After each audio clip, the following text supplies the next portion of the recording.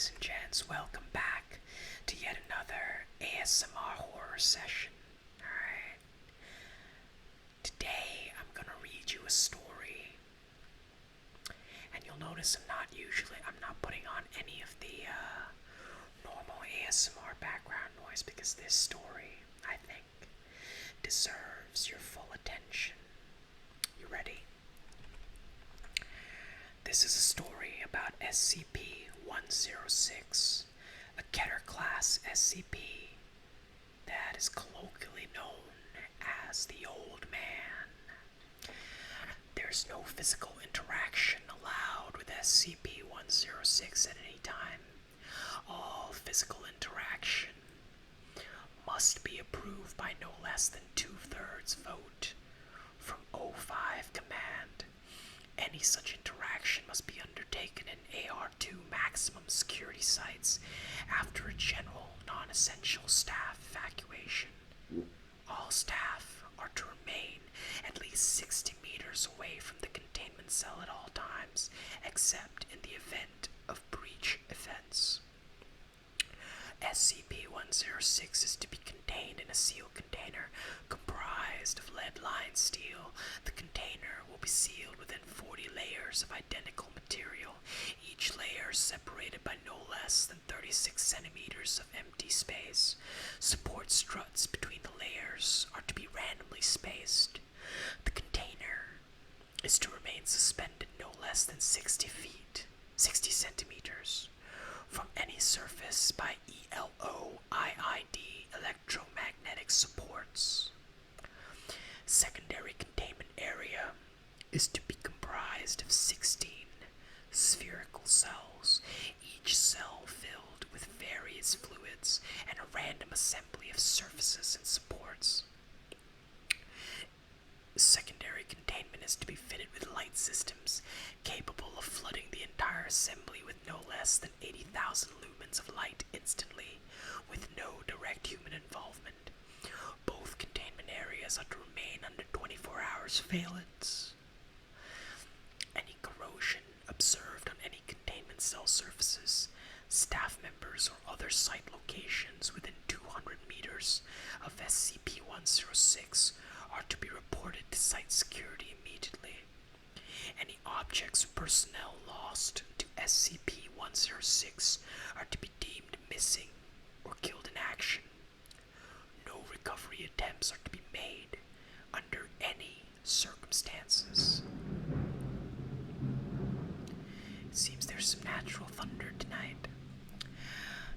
Note: continued research and observation have shown that when faced with highly complex or random assemblies of structures, SCP-106 can be confused, showing a marked delay on entry and exit from said structure. SCP-106 has also shown an aversion to direct, sudden light. This is not manifested in any form of physical damage, but a rapid exit in a pocket dimension generated on solid surfaces. These observations, along with those of lead aversion and liquid confusion, have reduced the general escape incidence by 43%. The primary cells have also been effective in recovery incidents requiring recall protocol redacted. Observation is ongoing. Description: SCP-106 appears to be an elderly humanoid with a general appearance of advanced decomposition. This appearance may vary, but the rotting quality is observed in all forms. SCP-106 is not exceptionally agile and will remain motionless for days at a time, waiting for its prey.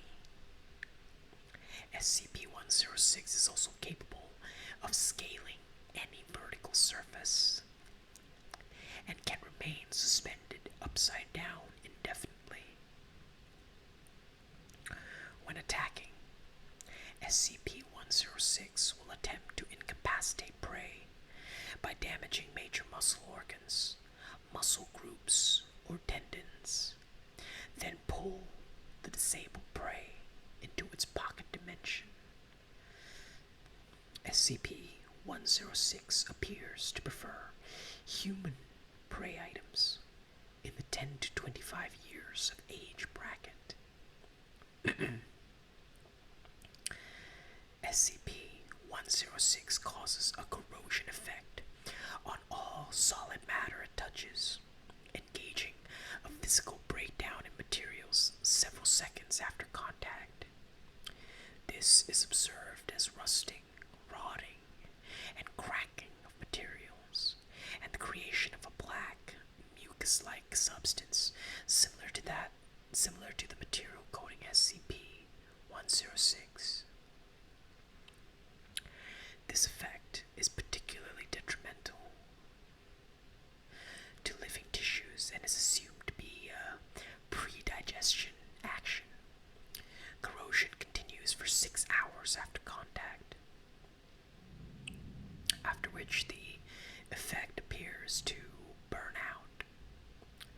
SCP-106 is capable of passing through solid matter, leaving behind a large patch of its corrosive mucus.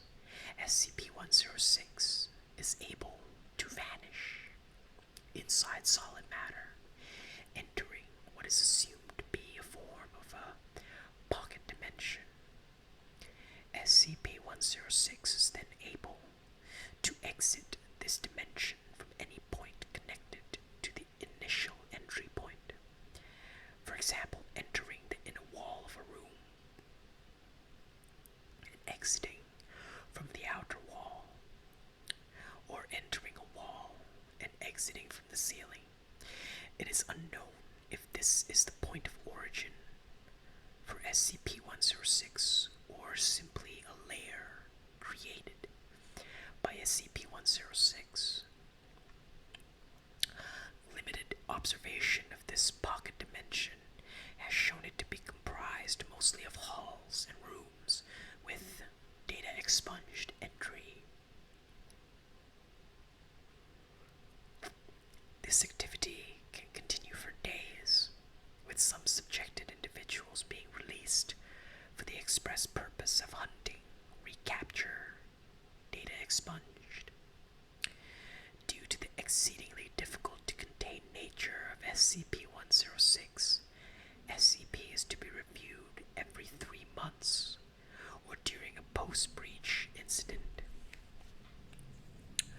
Physical restraints are impossible, and direct physical damage appears to have no effect on SCP-106. Current SCP, as of redacted date, revolves around basic observation and immediate response. Previous, more proactive special containment procedures have been recalled due to the events of breaches. Redacted, and, you guessed it, redacted. Notes on behavior. SCP-106 appears to go through periods of dormancy in which it will remain completely motionless for up to 3 months. The cause of this is unknown. However, it has been shown that this appears to be used as a lulling tactic. SCP-106 will emerge from this state in a very agitated state of being, and will attack and abduct staff and cause gross damage to its containment cell and the site at large. Recall protocol data expunged. SCP-106 appears to hunt and attack based on desire, not hunger.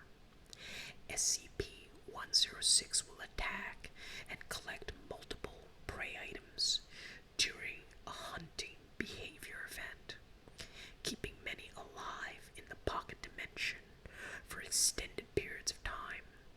SCP-106 has no determinable limit and appears to collect a random number of prey items during an event.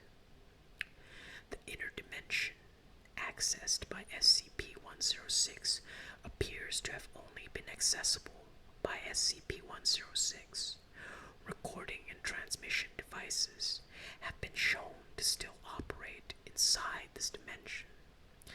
Though recordings and transmissions are very degraded, it appears that SCP-106 will play with captured prey and appears to have full control of time, space, and perception inside this dimension. SCP-106 appears data expunged. I see.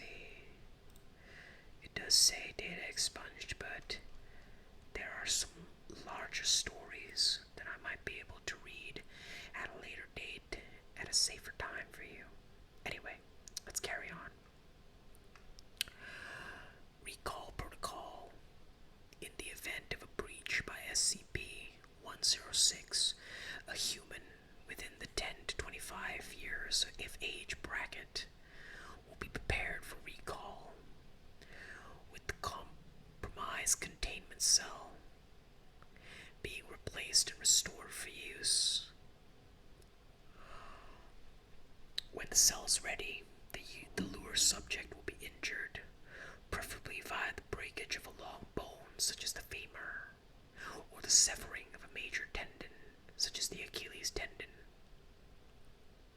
The lure subject will then be placed in a prep cell, and the sound emitted by said subject will be transmitted over the site public address system. SCP-106 will typically begin to gravitate toward the lure subject within 10 to 15 minutes after hearing the subject. Should SCP-106 not respond to the initial broadcast, additional physical trauma is to be administered to the lure subject at 20-minute intervals until SCP-106 responds.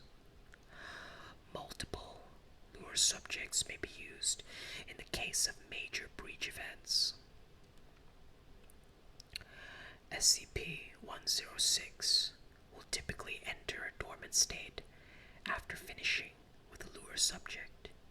In addition, subjects may data expunged. Now, I hope you all enjoyed that little reading of SCP-106. Next chance I get,